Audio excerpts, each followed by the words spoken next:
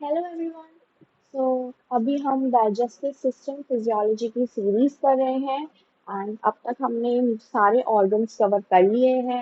हम लोगों ने स्टार्ट किया था सबसे पहले माउथ से, फिर उसके बाद हमने ईसोफेगस स्टमक के बारे में अच्छे से पढ़ा डिटेल में। फिर स्टमक के बाद हम लोगों ने जो है पैनक्रियास के बारे में पढ़ा, लिवर, गॉल ब्लैडर पढ़ा, उनके डिसऑर्डर्स देखे। फिर उसके बाद स्मॉल इंटेस्टाइन और लार्ज इंटेस्टाइन कवर किया। अब हमने सारे ऑर्गन्स क्योंकि जीआई ट्रैक्ट के कवर कर लिए हैं, तो एक एक करके हमें जीआई ट्रैक्ट के उन सभी ऑर्गन्स की मूवमेंट को भी कवर करना है कि हर ऑर्गन जो है, जो भी हमने पढ़ा from the mouth to our rectum, हमारे जो जितने भी ऑर्गन्स हैं वो किस तरह से मूव कर रहे हैं, उनकी मूवमेंट्स क्या है, वो किस तरह से फूड उनके अंदर मूव करता है। ओके, सो हम जो है इस चैप्टर में मूवमेंट्स ऑफ जीआई ट्रैक्ट में सारी type of movements of each and every organ of the GI tract study करेंगे। ओके, इस वीडियो के दो पार्ट्स होंगे because it is a long topic and it is a very very very important topic. तो इसके अंदर हम half of the chapter cover कर लेंगे इस वीडियो में and half of the chapter next video में कवर करेंगे। Okay, so let's start. तो सबसे पहली मूवमेंट ऑफ जीआई ट्रैक्ट जो है दैट इज मैस्टिकेशन। मैस्टिकेशन का क्या मतलब होता है? वेरी सिंपल, मैस्टिकेशन का मतलब होता है च्यूइंग, चबाना। जो आप खाना मुंह में डालते हो then you chew it, that is mastication. Okay, so it is also known as chewing, and the food substances are torn or cut into small particles and crushed and ground into a soft bolus.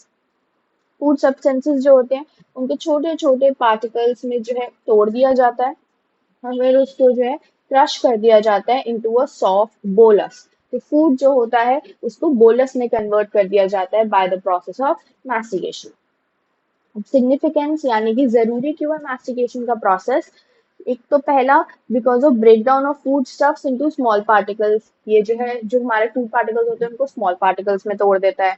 दूसरा, ये जो है saliva की mixing कराता है food substances के साथ, और ये क्योंकि सलाइवा की मिक्सिंग हो जाती है तो फूड जो है वो ल्यूब्रिकेट हो जाता है और मॉइस्चर हो जाता है जिससे कि वो इजीली स्वॉलो कर लिया जाता है। ठीक है। और चौथा, एप्रिसिएशन ऑफ टेस्ट, यानी हमारी टेस्ट बड्स जो है वो तभी फूड आइटम का टेस्ट समझ पाती है अगर हम उसे अच्छे से च्यू करेंगे और सलाइवा से मिक्स करेंगे। आप अगर खुद भी एक्सपीरियंस किया होगा, जैसे कि पिल्स लेनी होती है हमें या कोई टैबलेट लेनी होती है, तो वी से कि इसे swallow कर लो, इसको जो है च्यू मत करना बिकॉज इसका टेस्ट आएगा वरना and it will be bitter. तो डायरेक्ट swallow कर लो। तो अगर आप खाने को अच्छे से च्यू नहीं करोगे तो आपको उसका टेस्ट नहीं आएगा। अगर आप डायरेक्ट swallow कर लेते हैं तो हमारे को जो है उस चीज का टेस्ट नहीं आता। ओके, तो सबसे पहले हमें याद रखनी है मसल्स ऑफ मास्टिकेशन। ये एनाटॉमी में एक बहुत इंपॉर्टेंट शॉर्ट नोट है, मसल्स ऑफ मास्टिकेशन। ठीक है, लेकिन फिजियो में हमें नाम पता होने चाहिए बस। Masticator muscle, temporal muscle, pterygoid muscle and buccinator muscle. यहाँ पे देख सकते हो डायग्राम में। ठीक है, यहाँ पे हमें दिख रही है मैसेटर मसल, ये रही हमारे जॉ के एंगल पे होती है। टेम्पोरालिस मसल या टेम्पोरल मसल जो होती है वो ऊपर होती है जॉ के साइड में, ऊपर की तरफ। फिर उसके बाद टेरिगॉइड मसल्स जो होती है हमारे पास वो लेटरल टेरिगॉइड और मीडियल टेरिगॉइड दोनों होती हैं। एंड बक्सिनेटर मसल हमारे यहाँ जॉ पे होती है। Okay, then coming to movements of mastication. Mastication के टाइम पे, च्यूइंग के टाइम पे हमारा माउथ कैसे मूव करता है, खुद च्यू करने का इमेजिन करो। एक तो opening and closure of the mouth होती है, माउथ खुलता है बंद होता है, खुलता है बंद होता है। दूसरा, रोटेशनल मूवमेंट्स ऑफ जॉ होती है। जो जॉ होता है वो ऑब्वियसली थोड़ा रोटेट भी कर रहा होता है, हमारा डायरेक्ट सिर्फ वर्टिकल मोशन में तो मूवमेंट हो नहीं रही होती, वर्टिकल प्लेन में, हॉरिजॉन्टल प्लेन में रोटेशन भी होती है हल्की हल्की। और protraction and retraction of jaw भी होता है। प्रोट्रैक्शन और रिट्रैक्शन ऑफ जॉ का मतलब जॉ को खोल के आगे बढ़ाना एंड जॉ को बंद करके पीछे लाना। ठीक है, तो जब आगे पीछे वाली मूवमेंट्स है वो भी हो रही होती है, so that's protraction and retraction. तो एक तरह से आपकी तीनों प्लेन्स में जो है वो मूवमेंट हो रहे होते हैं। ठीक है, ड्यूरिंग मैस्टिकेशन। फिर आता है control of mastication. Mastication control कैसे करते हैं? मैस्टिकेशन मोस्टली एक रिफ्लेक्स प्रोसेस है और ये वॉलंटरीली भी कैरी किया जा सकता है। पर ठीक है, काउंटर सेंटर ऑफ मास्टिकेशन जो होता है वो मेडुला में और सेरेब्रल कॉर्टेक्स में लोकेटेड होता है। एंड मसल्स ऑफ मास्टिकेशन को जो है कौन सप्लाई करता है? Mandibular division of cranial nerve five. Okay, तो ये याद रखना कि मसल्स ऑफ मास्टिकेशन में कौन सी नर्व सप्लाई है? क्रेनियल नर्व फाइव की मैंडिबुलर डिवीजन। और सेंटर ऑफ मास्टिकेशन जो है मेडुला और सेरेब्रल कॉर्टेक्स में होता है। और वैसे तो ये रिफ्लेक्स प्रोसेस है बट वॉलंटरीली भी हम कैरी आउट कर सकते हैं। ठीक है, that's it about mastication. Mastication के बाद आता है डीग्लटेशन। डीग्लटेशन का क्या मतलब होता है? डीग्लटेशन का मतलब होता है स्वॉलो करना। मैस्टिकेशन का मतलब था च्यू करना, तो मैस्टिकेशन हो गया चबाना, डीग्लटेशन हो गया गटक जाना, ओके, स्वॉलो करना। तो डेफिनेशन क्या हुई? swallowing or deglutition is the process by which masticated food moves from mouth into stomach via pharynx and esophagus. तो बोलस जो माउथ में बन गया वो जो है ईसोफेगस, फैरिंग से फिर ईसोफेगस के थ्रू स्टमक में जाए, उस प्रोसेस को हम बोलेंगे swallowing। अब आती है stages of deglutition which is very important, आपको याद होनी चाहिए stages of deglutition, they ask in your exams detail में लिखने के लिए, ओके। तो एक बार ध्यान से सुनना इसे। स्टेजेस ऑफ डीग्लटेशन तीन होती है, oral stage, pharyngeal stage and oesophageal stage, okay. So oral stage के अंदर खाना माउथ से फेरिंग्स में जाता है, फेरेंजियल स्टेज में नाम से पता चल रहा है फेरिंग से ईसोफेगस, ईसोफेजियल में ईसोफेगस से स्टमक, ठीक है। तो जो वर्ड यहाँ ओरल स्टेज है तो वहां से खाना निकलेगा, ओरल स्टेज है तो खाना माउथ से निकल के फेरिंग्स में जाएगा, फेरेंजियल स्टेज है तो फेरिंग्स से निकल के ईसोफेगस में जाएगा, इसोफेजियल स्टेज है तो ईसोफेगस से निकल के स्टमक में जाएगा।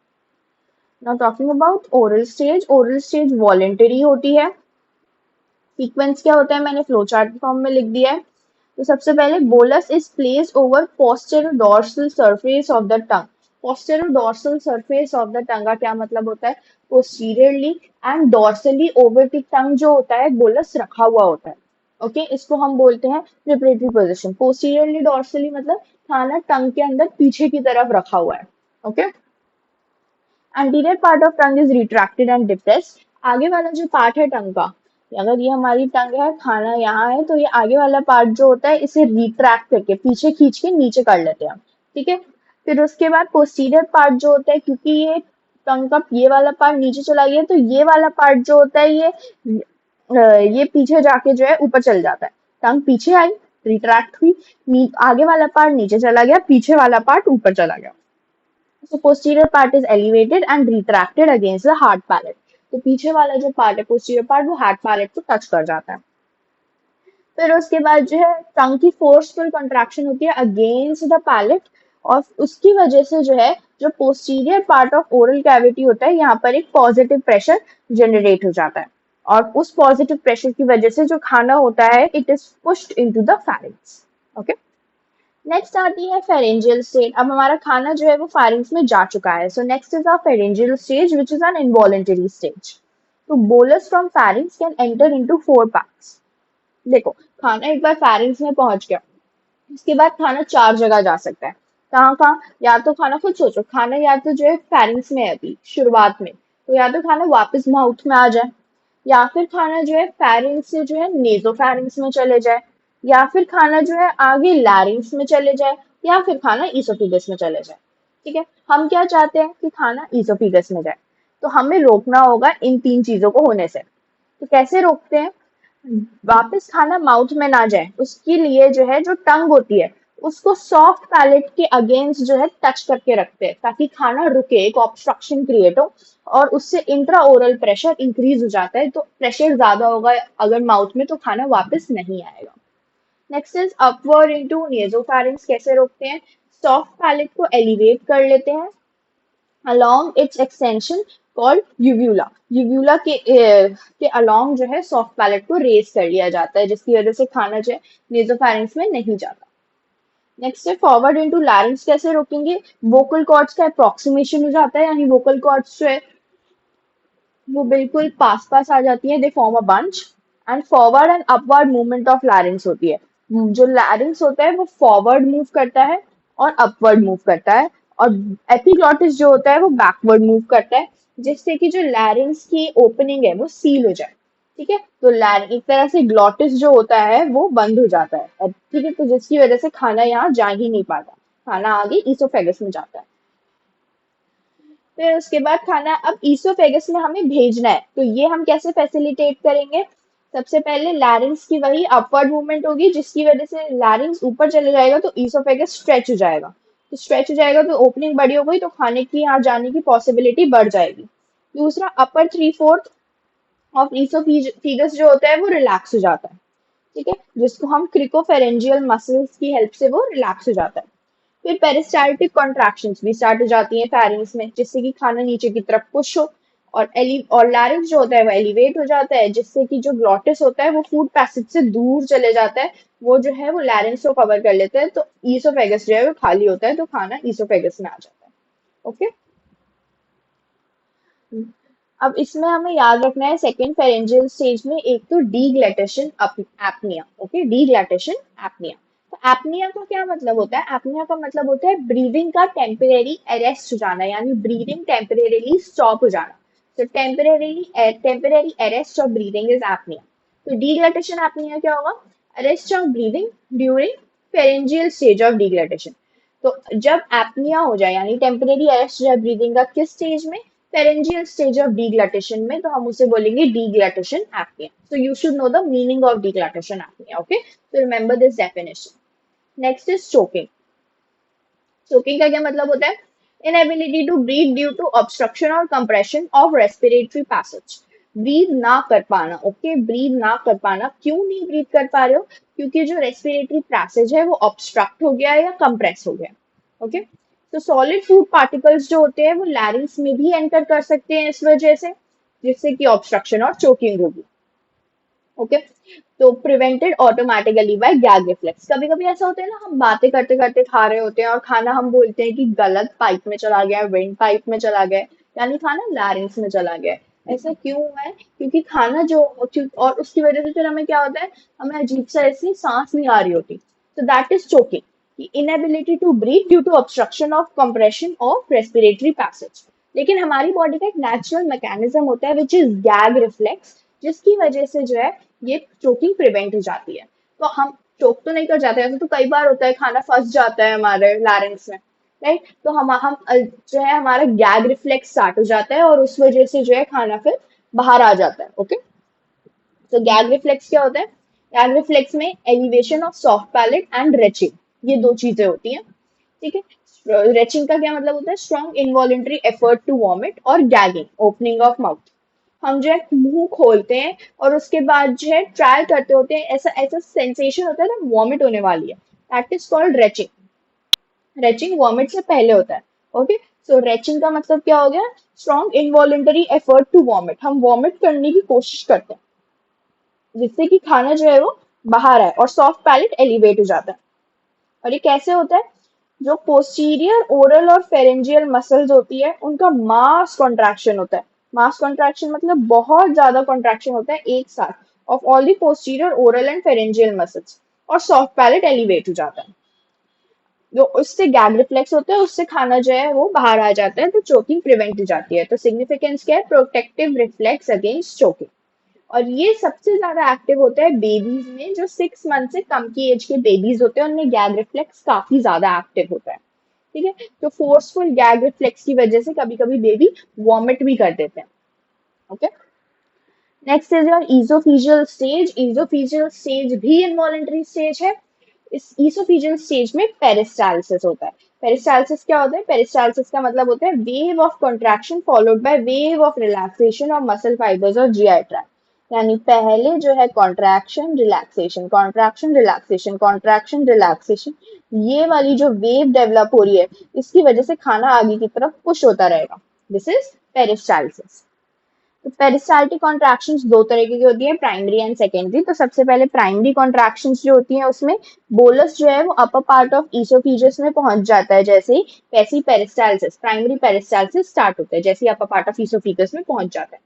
पेरिस्टाल्टिक कॉन्ट्रैक्शंस जो होती है वो पूरी ईसोफेगस में नीचे जाती रहती है, जिससे कि बोलस स्टमक की तरफ चले जाता है।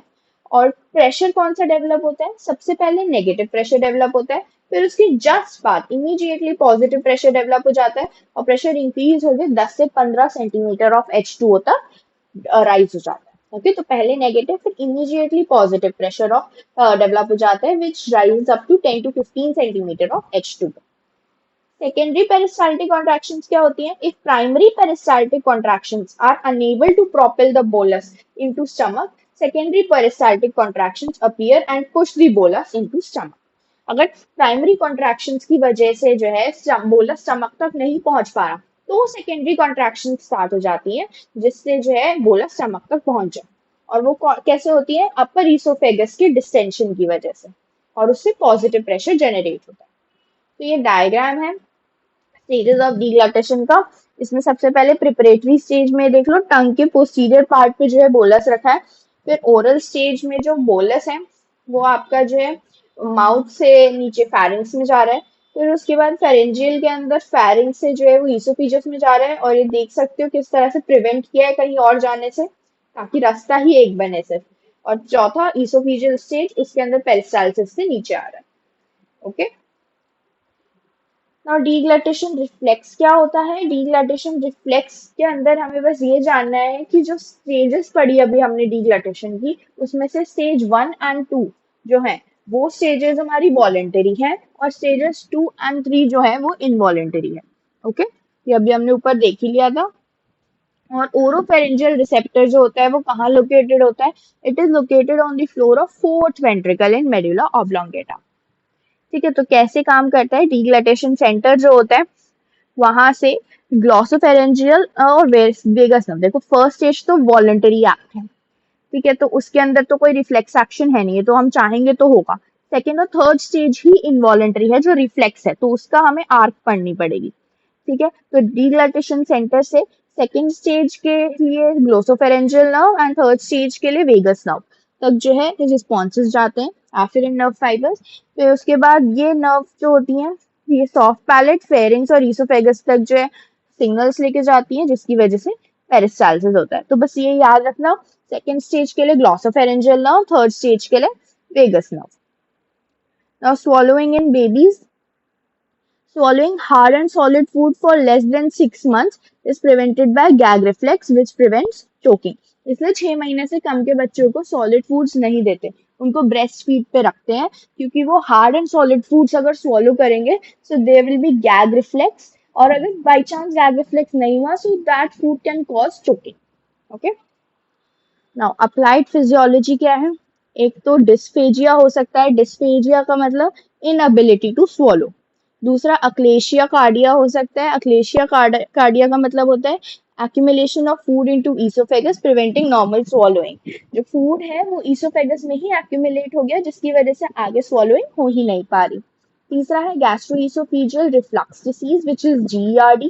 इसका मतलब होता है regurgitation of acidic gastric content through oesophagus. खाना स्टमक तक पहुंच गया, पर अब जो एसिडिक काइम है स्टमक में वो वापस इसोफेगस में उल्टा आ रही है, ठीक है, वो उल्टा मूवमेंट कर रही है, so this causes gastroesophageal reflux disease. चौथा tracheoesophageal fistula and esophageal atresia which is TEF। ये कॉन्जेनाइटल डिफेक्ट होता है which is characterised by abnormal connection between the trachea and esophagus, liquids में एंटर द लंग्स। तो क्या होता है? ये कॉन्जेनाइटल डिफेक्ट होता है और इसमें ट्रेकिया और इसोफेगस जो होते हैं उनके बीच में एक एबनॉर्मल कनेक्शन होता है, ठीक है, तो उसकी वजह से जो खाना है वो इसोफेगस में जाने की बजाय बाई चांस ट्रेकिया के थ्रू लंग्स में जा सकता है। तो खाना जो है, खाना तो नहीं बट लिक्विड जो है वो लंग्स में एंटर कर सकते हैं। Okay, now coming to the movements of stomach. Okay, movements of stomach हमने जो है सबसे पहले स्वॉलोइंग देख ली, उसके बाद हमने सबसे पहले जो है मैस्टिकेशन देखा, फिर डिग्लटेशन या स्वॉलोइंग देख ली। अब है मूवमेंट्स ऑफ स्टमक। तो स्टमक जो होता है, खाना हमारे स्टमक तक आ गया, तो स्टमक में जो है 3 तरह की मूवमेंट्स होती है, hunger contractions, receptive relaxation and peristalsis. Okay, hunger contraction, receptive relaxation and peristalsis. तो सबसे पहले हंगर कॉन्ट्रैक्शंस। हंगर कॉन्ट्रैक्शंस जो होती है वो सेंसेशन ऑफ हंगर से रिलेटेड होती है और एम्प्टी स्टमक में होती है। ये याद रखना, ये MCQ आ जाता है कि ये हंगर कॉन्ट्रैक्शंस किस में होती है, और उसमें partially field stomach, empty stomach ऐसे दे सकते हैं ऑप्शन। तो it occurs in empty stomach. Strong peristaltic contractions जो होती है वो हंगर पेन के साथ एसोसिएटेड होती है। अगर ज्यादा हंगर कॉन्ट्रैक्शंस होंगी तो हंगर पेन भी होता है। 3 टाइप की होती है, टाइप 1, टाइप 2, टाइप 3। टाइप 1 जो होती है वो सबसे पहले टाइप 1 अपीयर होगी, जैसे ही आपका पेट खाली होगा आपको भूख लगेगी, टाइप 1 हंगर कॉन्ट्रैक्शन स्टार्ट हो जाएगी। ठीक है, जो टोन होती है उस टाइम स्टमक की वो कम होती है, और हर कॉन्ट्रैक्शन 20 सेकेंड्स के लिए लास्ट करती है, और 2 कॉन्ट्रैक्शंस के बीच का जो इंटरवल होता है वो 3 से 4 सेकेंड होता है। यानी 20 सेकेंड की कॉन्ट्रैक्शन होती है, उसके बाद 3 से 4 सेकेंड रेस्ट, फिर 20 सेकेंड की कॉन्ट्रैक्शन। और 5 सेंटीमीटर H2O प्रेशर प्रोड्यूस होता है। Next is your type 2 hunger contraction.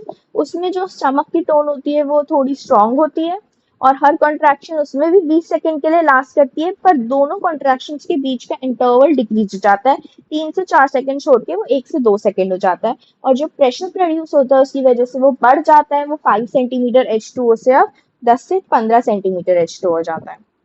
Next is your type 3 hunger contractions. वो इनकम्प्लीट टेटेनस की तरह होती है। टेटेनस क्या होता है? मसल कॉन्ट्रैक्शंस होती है जब आपके कैल्शियम इंक्रीज हो जाए सार्कोप्लाज्मिक रेटिकुलम में इन द मसल। ये हम मसल फिजियोलॉजी में पढ़ेंगे, ओके। तो इनकम्प्लीट टेटेनस की तरह होती है हंगर कॉन्ट्रैक्शंस। ये कब अपीयर होती है? जब हंगर जो है वो सीवियर हो जाए और टोन जो है वो बहुत ज्यादा इंक्रीज हो जाए।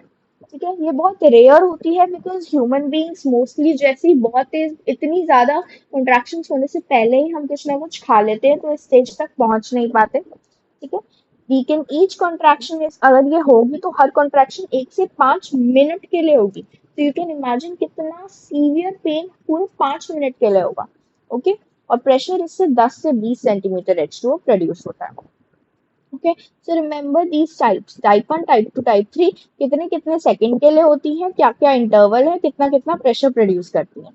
ठीक है, ये थी हमारी first movement which was hunger contraction. Second movement is receptive relaxation. तो रिसेप्टिव रिलैक्सेशन का मतलब क्या होता है? Relaxation of upper portion of stomach when bolus enter stomach from oesophagus.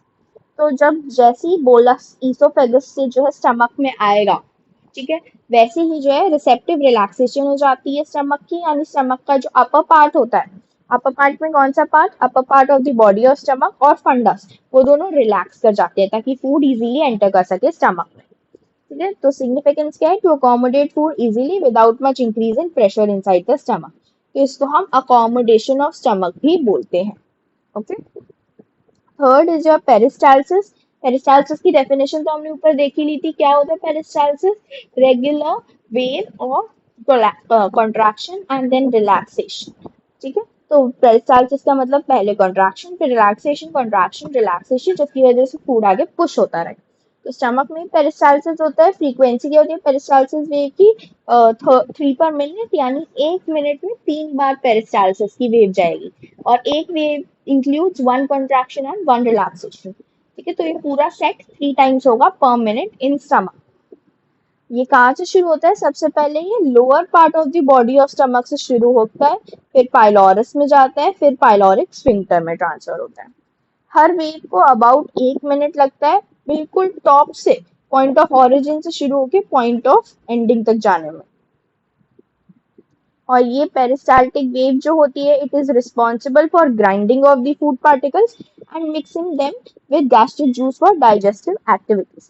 Peristalsis की वजह से ही खाना जो होता है वो ग्राइंड हो पाता है और मिक्स हो पाता है with the acidic gastric juice. Now comes the filling and emptying of stomach. हमने मूवमेंट ऑफ स्टमक देखी, अब स्टमक के बाद खाने को कहाँ जाना है? इंटेस्टाइन में। तो इंटेस्टाइन में जाने के लिए खाने को जो है तो इंटेस्टाइन में जाने के लिए स्टमक को एम्प्टी होना पड़ेगा, खाने को आगे भेजना पड़ेगा। सो हम पहले देखेंगे filling and emptying of stomach, which is an important topic. खाना स्टमक भरता कैसे है, स्टमक खाली कैसे होता है, उसके लिए क्या क्या मूवमेंट्स इन्वॉल्व है। ओके, तो सबसे पहले फिलिंग ऑफ स्टमक, स्टमक भरता कैसे? तो फर्स्ट ईटन फूड, जो हमने सबसे पहले खाना खाया होता है, वो सबसे पहले स्टमक में कहाँ चले जाता है? ये हमारा स्टमक था, राइट। तो इसके अंदर जो है सबसे पहले खाना जो होता है वो ग्रेटर कर्वेचर में जाता है, फिर उसके बाद खाना लेसर कर्वेचर में जाता है, फिर उसके बाद upper end of lesser curvature में जाता है, which is adjacent to cardiac sphincter यहाँ। ठीक है, तो हम बोलते नहीं है बिल्कुल गले तक खाना भर गया है, यानी खाना स्टमक जो है लास्ट में, यानी कि हमारा पूरा स्टमक भर गया है, हमारा ग्रेटर कर्वेचर भर चुका, हमारा लेसर कर्वेचर भी भर चुका, अब खाना ऊपर तक भर रहा है, तो हमारा खाना गले तक भर गया। ओके, तो जब हम बता रहे हैं जो लास्ट तक खाना होता है हमारा स्टमक फिल होता है, तो वो इस सीक्वेंस में होता है। ये डायग्राम जो है, ये पिक्चर फोटो, तुम्हारी फोटो मेमोरी की तरह याद करने की कोशिश करना। तो एग्जाम में एकदम से अगर फोटो मेमोरी ना एकदम से फ्लैश कर जाती है माइंड के सामने, so it becomes easy for you to remember। फिर उसके बाद अब लिक्विड की बारी। अब ये तो था फूड। लिक्विड जो होता है उसके लिए यहाँ पे डायग्राम से देख लो। ये स्टमक है। इसके अंदर लिक्विड जो होता है वो ऐसे आता है और यहाँ से ही चले जाता है। ठीक है, यानी कि वो ग्रेटर कर्वेचर को टच ही नहीं करता, वो एंटर करता है, लेसर कर्वेचर के पास आता है और पाइलोरिक एंड ऑफ स्टमक से जो है चले जाता है। अब यहाँ पर जो है एक वी शेप्ड ग्रूव प्रेजेंट होता है। ठीक है, वी शेप्ड ग्रूव जिसको हम बोलते हैं Magenstrasse. Okay, Magenstrasse present होते हैं which are V shaped grooves, जिसकी वजह से जो फ्लूइड होता है वो ज्यादा देर स्टमक में स्टे नहीं करता, वो डायरेक्ट ईसोफेगस से आता है और उस ग्रूव से पास होकर नीचे इंटेस्टाइन में निकल जाता है। ठीक है, तो फिलिंग ऑफ स्टमक में आपको एक ना याद रखना है। Okay, now coming to the emptying of stomach.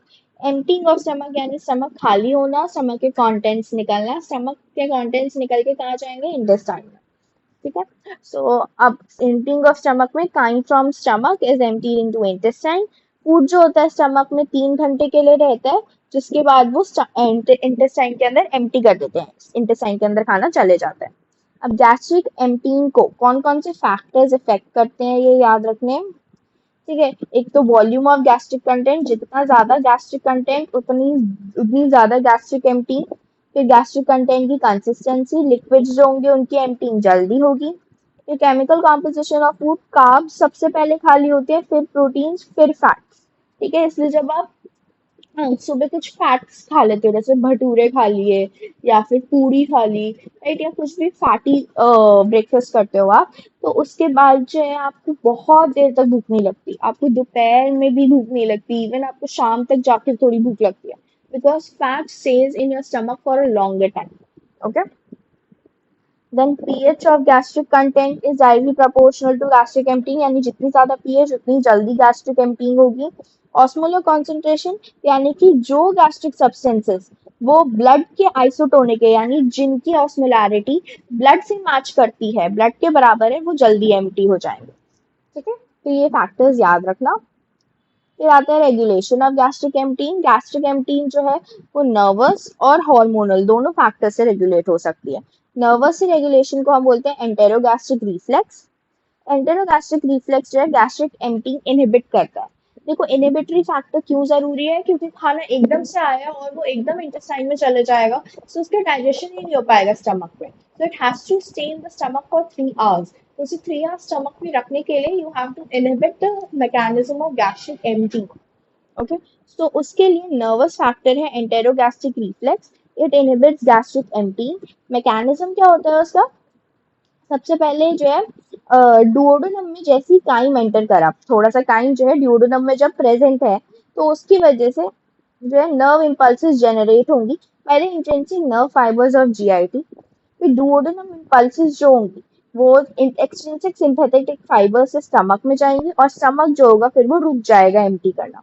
मान लो स्टमक से खाना, बहुत सारा खाना अब इंटेस्टाइन में जा चुका है, पर स्टमक अभी भी जो है गैस्ट्रिक एम्पटीन के लिए कॉन्ट्रैक्शंस करे जा रहा है, तो जो इंटेस्टाइन होगा वो नर्व रिफ्लेक्सेस भेजेगा, nerve impulses by intrinsic nerve fibers of GIT यहाँ पे डेवलप होंगे, और डुओडेनम जो है एक्सट्रिंसिक सिंथेटिक फाइबर्स से स्टमक को नर्व इम्पल्सेस भेजेगा, जिससे कि एम्पटी इनहिबिट होगी। अब फैक्टर्स जो डुओडेनल रिफ्लेक्स इनिशिएट करते हैं, तो डुओडेनल डिस्टेंशन, फिर इरिटेशन ऑफ डुओडेनल मेकोसा, ठीक है, फिर acidity of the chyme, then osmolarity of the chyme and break down products of protein and fats. ये सब जो है डुओडेनल रिफ्लेक्स यानी एंटेरोगैस्ट्रिक रिफ्लेक्स इनिशिएट करते हैं। नेक्स्ट है जो हार्मोनल फैक्टर, कौन कौन से हार्मोन्स इनहिबिट करते हैं gastric motility and emptying? vasoactive intestinal peptide VIP, gastric inhibitory peptide, secretin, cholecystokinin, somatostatin, and peptide YY. Okay, so in this video, we talked about mastication, then we talked about your deglutition.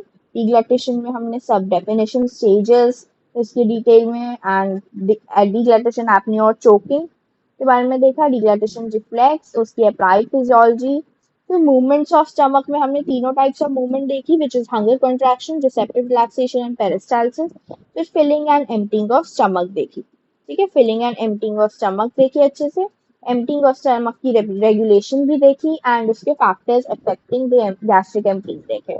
Okay, that's it for this video. ये बहुत important topic है, अच्छे से इसके notes याद करना। अगर आपको नोट्स चाहिए हो, just write it down in the comment section. I will give you the link. Okay. Thank you so much. Bye bye. Keep watching.